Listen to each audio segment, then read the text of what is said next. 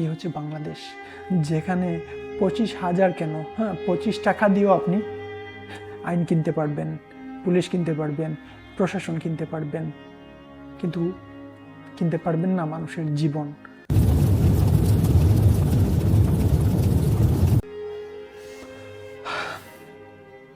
কত জায়গায় ঘুরলাম, কত দেশে ঘুরলাম, কত দেশের আইন দেখলাম, আইন কানুন দেখলাম, বাট অদ্ভুত একটা দেশ আমাদের এই বাংলাদেশ। এমন দেশ, এমন দেশের আইন কোথাও আমি দেখিনি। যে দেশে সব কিছুর দাম আছে, জিনিসপত্রের দাম আছে, দিন দিন জিনিসপত্রের দাম বাড়তেছে, শুধুমাত্র দাম নেই মানুষের জীবনের, মানুষের।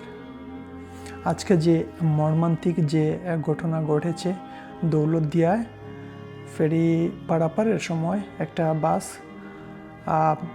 পদ্মাতে ডুবে যায় এবং বাসে প্রায় 40 জনের মতন যাত্রী ছিলেন। এই অবস্থায় কি বলবেন? বলার মতন কোনো ভাষা আছে?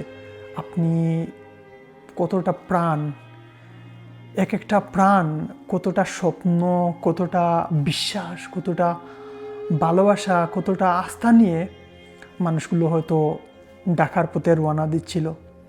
গ্রামের ঈদের ছুটি শেষে সবাই যার যার কর্মস্থলে ফিরছিল। কেউ তার স্বামী তার স্ত্রীর জন্য অপেক্ষা করতেছে। এই যে করুণ একটা দৃশ্য, বাচ্চা জানালা থেকে, ছোটো বাচ্চা জানালা দিয়ে বের হয়ে আসছে, মা বের হতে পারতেছে না। বাচ্চা বলতেছে আমার মা আটকে আছে, আমার মা বের হতে পারতেছে না, আমার মা আমাকে জুড়ে বের করে দিয়েছে। এই যে অবস্থায় একটা এইরকম যে একটা মৃত্যু, এটা কি আপনি বাংলাদেশের মানুষ, আপনি বাংলাদেশের নাগরিক?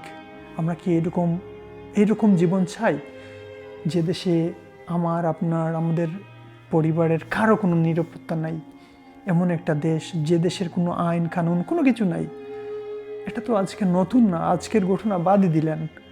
এই যে কিছুদিন আগে যে সড়কে যে বাস চাপা দিয়ে মানুষ, ছাত্রদেরকে এইরকম পিষে ফেলা হয়েছিল, তো এগুলোর কি কোনো বিচার হয়েছে? কোনো বিচার হয়নি।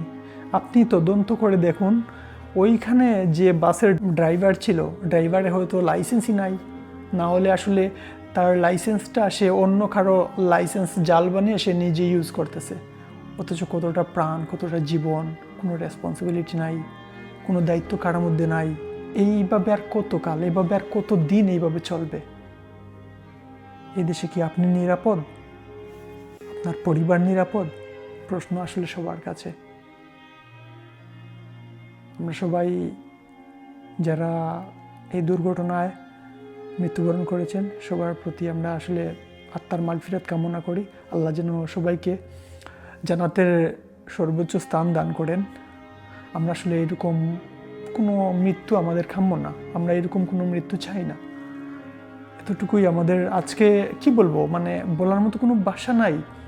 আজকে আমাদের কি মন্ত্রী যেন, আমি আসলে চিনি না, নতুন তারা দায়িত্বপ্রাপ্ত হয়েছেন, প্রতিটা লাশের পরিবারকে 25,000 টাকা করে দেয়া হবে। আচ্ছা কি বলেন আপনি, প্রতিটা প্রাণের মূল্য কি 25,000 টাকা?